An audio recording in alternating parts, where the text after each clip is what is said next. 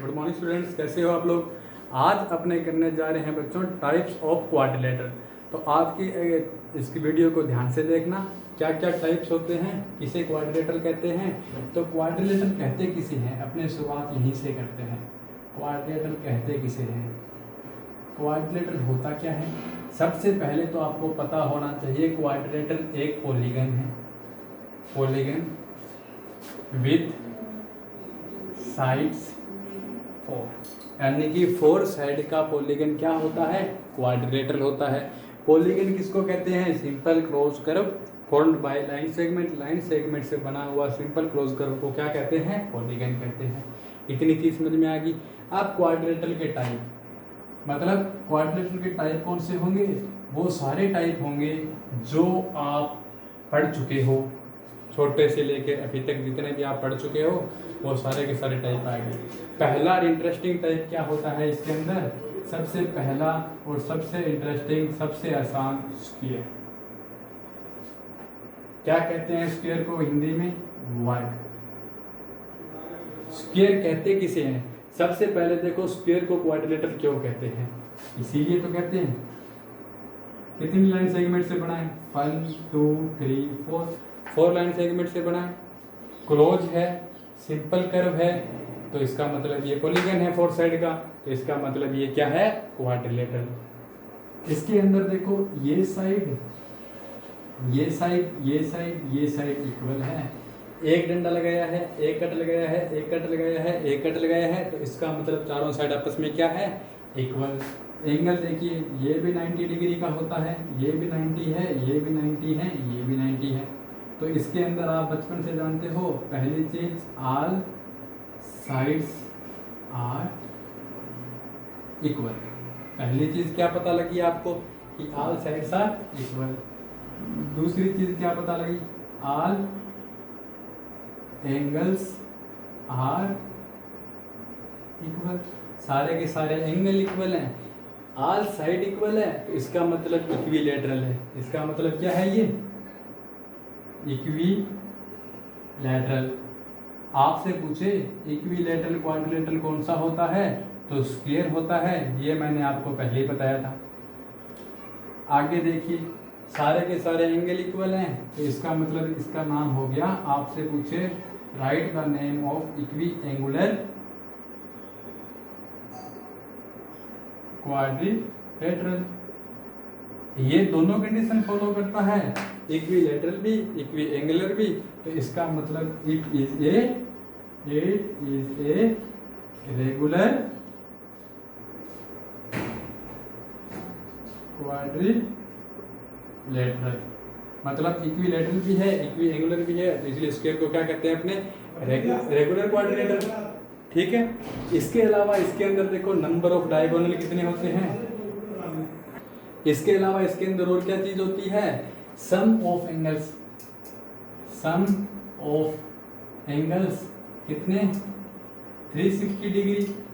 Number of diagonals कितना बच्चों, 2। इसके इंटीरियर एंगल का सम 360 होता है, एक्सटीरियर का सम भी 360 होता है। तो ये दोनों कंडीशन है ना, ये सारे के सारे क्वाड्रिलेटरल में कॉमन रहने वाली है। एक चीज और लिख लीजिए इसकी, अगर आपसे कोई पूछे opposite sides are parallel and equal, यानी कि अपने ये भी तो कह सकते हैं कि इसकी अपोजिट साइड यानी कि आमने सामने वाली साइड, ये एक दूसरे के क्या है, पैरेलल है, इक्वल है। इसका नाम ए बी सी डी, तो इसका मीनिंग क्या है, इसका मीनिंग है ए बी साइड पैरेलल है डी सी के, ए बी साइड पैरेलल है डी सी के। ये अपोजिट है कि नहीं है, देखो ना, अपोजिट का मतलब आमने सामने वाले, तो ए बी के सामने कौन सी है, डी सी, तो ए बी और डी सी पैरेलल है। पैरेलल का सिंबल होता है ये, पैरेलल का मीनिंग होता है ऐसी साइड जो एक दूसरे को कभी इंटरसेक्ट ना करे, और ये इक्वल भी होती है, A B equal to D C. आगे चीज देखिए, ए डी के सामने वाली साइड कौन सी है, बी सी, तो ये भी पैरेलल होती है और इक्वल होती है, बी सी। इसके अलावा स्क्वायर के अंदर और क्या होता है वो बता देता हूँ, अलग से डायग्राम बना रहा हूँ। ये रहा square A B C D, यहाँ लिख लेना स्टार लगा के, diagonal bisect their vertices. Diagonal अपने वर्टिसेस को क्या करते हैं, बाइसेक्ट करते हैं। डायगोनल कहते हैं किसको है, ये देखो ये रहा, डायगोनल बाइसेक्ट देयर वर्टिसेस, यानी कि अपने इस एंगल को क्या कर रहे हैं, बाइसेक्ट कर रहे हैं। कहने का मतलब पूरा कितना था 90 डिग्री का, तो ये है 45 का, ये भी है 45 का, ये है 45 का, ये भी है 45 का। अगर मैं इस डायगोनल की बात करूं तो ये भी है 45 का, ये भी 45 का, ये भी 45 का, ये भी 45 का। मैं स्क्वायर की कंडीशन बता रहा हूं सिर्फ। आगे वाली कंडीशन देखिए, आगे वाली कंडीशन है diagonal bisect each other at 90 degree. इस लाइन का मीनिंग क्या है, इस लाइन का मीनिंग ये है कि ये एक स्क्वायर है ए बी सी डी, ये इसका ये डायगोनल, ये इसका ये डायगोनल, ये अगर पॉइंट है ई, तो डायगोनल मैंने क्या लिखा है, diagonal bisect each other. Bisect का मीनिंग होता है, बाई का मतलब होता है टू, सेक्ट का मतलब होता है सेक्शन या दो पार्ट में बांटना। तो ये इसको दो इक्वल पार्ट में बांटता है। कहने का मतलब है जितनी लेंथ ए ई है उतनी ही ए सी होगी, जितनी ई डी है उतनी ही ई बी होगी, और इन दोनों के बीच में एंगल कितना होगा, 90 डिग्री। स्क्वायर शुरू से पढ़ते आ रहे हो ना, स्क्वायर के बारे में इतनी चीजें पढ़ी थी कभी। एक चीज और लिख लीजिए, इसके डायगोनल इक्वल होते हैं, डायगोनल्स आर इक्वल। कहने का मतलब है जितनी लेंथ ए सी की है उतनी ही लेंथ बी डी की है। अब देखिए आपने स्क्वायर के बारे में क्या क्या पढ़ा है। स्क्वायर के बारे में सबसे पहले पढ़ा है इसकी सारी साइड इक्वल होती है, तो सारी साइड इक्वल है। दूसरी चीज पढ़ी है इसके सारे एंगल इक्वल होते हैं, तो सारे के सारे एंगल 90 डिग्री के हैं, इक्वल है। तीसरी चीज पढ़ी है इसके साइड इक्वल है तो इक्विलेटरल कहते हैं, एंगल इक्वल है तो इक्वी एंगुलर कहते हैं। ये इक्विलेटरल और इक्वी एंगुलर दोनों कंडीशन को फॉलो करता है, तो इसको रेगुलर कोऑर्डिनेटर भी कहते हैं। चौथी चीज देखिए, इसके अंदर अपोजिट साइड है ना, वो एक दूसरे के पैरेलल है। पैरेलल का मीनिंग क्या होता है, ये पैरेलल है तो इसका मीनिंग है ये एक दूसरे को काटेगी नहीं। जैसे पटरी नहीं होती ट्रेन की, ट्रैक कहते हैं जिसको अपने, वो उसकी दोनों गार्डरें, इधर वाली गार्डर और इधर वाली गार्डर, ये दोनों गार्डरें एक दूसरे को कहीं इंटरसेक्ट करती है क्या, इनके बीच की डिस्टेंस अगर इतनी है तो हर जगह इतनी रहेगी, तो इसको कहते हैं पैरेलल। चलिए आगे लिखा है मैंने ए बी, ये सिंबल है पैरेलल का, ये है इक्वल का। अब बात करते हैं डायगोनल की, तो इसके डायगोनल होते हैं दो, और diagonal bisect their vertices. Diagonal अपने वर्टिसेस को बाइसेक्ट करते हैं, यानी कि ये भी 45 का तो ये भी 45 का, ये भी 45 45 45 45 45 45। आगे क्या कहता है, डायगोनल एक दूसरे को बाइसेक्ट करते हैं 90 डिग्री पे। कहने का मतलब है अगर ए सी 10 सेमी है तो ए ई और ई सी कितना हो जाएगा, 5 5। कहने का मतलब क्या है, इधर ए E equal to E C और D E equal to B E. तीसरी चीज, इसके डायगोनल क्या होते हैं, इक्वल होते हैं। चलिए अब बात करता हूँ रेक्टेंगल की। रेक्टेंगल को हिंदी में क्या कहते हैं, आयत। रेक्टेंगल क्या क्या प्रॉपर्टी फॉलो करता है, ध्यान से देखते जाना। ये क्या है, रेक्टेंगल, तो ये तो कॉमन ही है सब में कि इसके एंगल का सम कितना होगा, 360। नंबर ऑफ डायगोनल कितने होंगे, 2। चलिए A B C B, square में आपने पहले लिखा था इसकी सारी साइडें इक्वल होती है, लेकिन इसकी सारी साइड इक्वल आपस में नहीं होती। इसमें ए बी डी सी के इक्वल है और ए डी बी सी के इक्वल है। यहाँ सिंगल कट लगाया है मतलब ये इसके इक्वल है, यहाँ डबल कट लगाया है इसका मतलब ये इसके इक्वल है। तो इसकी पहली कंडीशन तो ये आ जाती है, इसके अंदर opposite sides are parallel and equal. Opposite side एक दूसरे के पैरेलल होती है, इक्वल होती है। दूसरी कंडीशन क्या आ जाती है, ऑल एंगल्स आर इक्वल। इसके सारे के सारे एंगल इक्वल होते हैं। कितने डिग्री के होते हैं, 90 डिग्री के। ये भी 90, ये भी 90, ये भी 90, ये भी 90। अब तीसरी चीज देखिए, सारे के सारे एंगल इक्वल हैं तो इसके लिए इसको इक्वी एंगुलर क्वाड्रिलेटर कह सकता हूं। ये इक्वी एंगुलर क्वाड्रिलेटर तो है पर इक्विलैटरल नहीं है, क्योंकि इसकी सारी साइड आपस में इक्वल नहीं है, इसलिए ये रेगुलर भी नहीं है।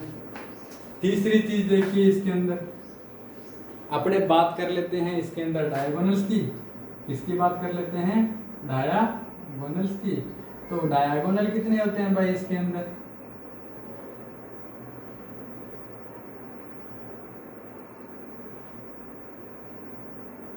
टू। डायगोनल्स कितने होते हैं, 2।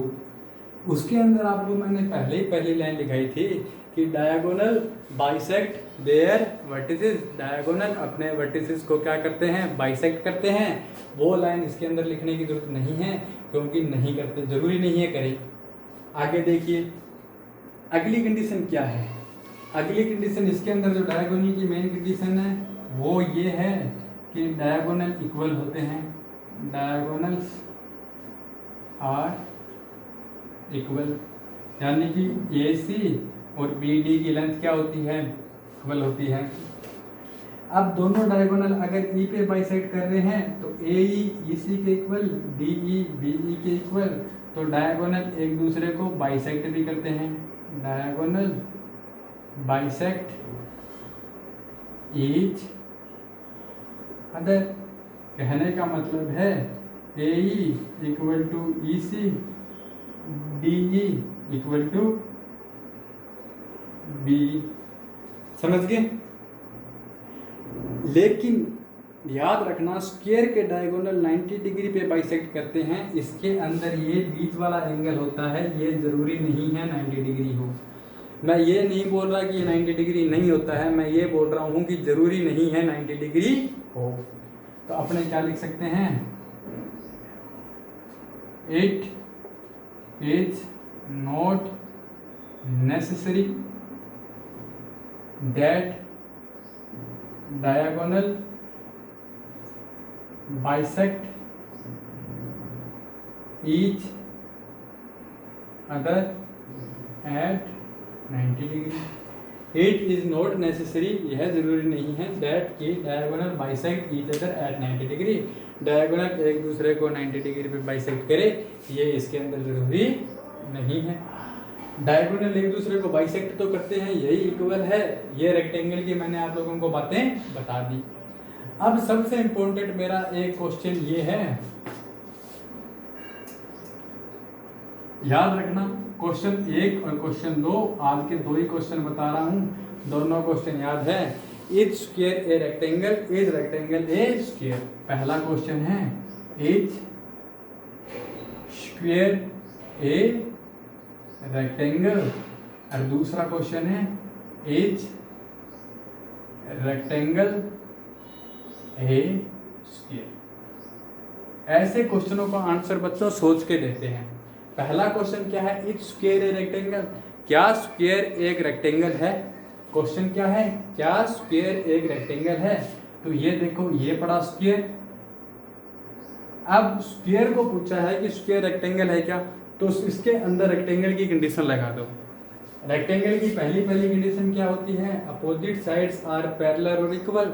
तो इसके अंदर अपोजिट साइड पैरेलल भी होती है और इक्वल भी होती है।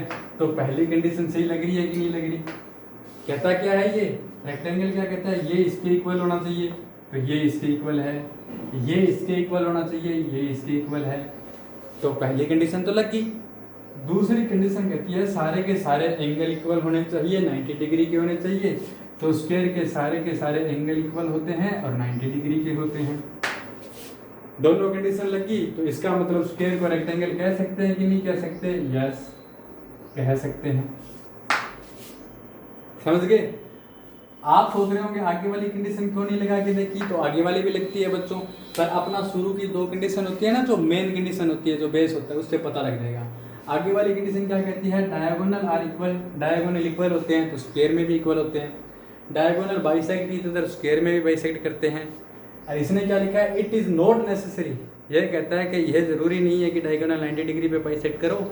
इसने ये तो नहीं कहा ना कि डायगोनल 90 पे बाइसेक्ट करते ही नहीं है, इसने ये कहा ज़रूरी नहीं है। तो अगर 90 पे बाइसेक्ट करें तो रेक्टेंगल को कोई प्रॉब्लम नहीं होती।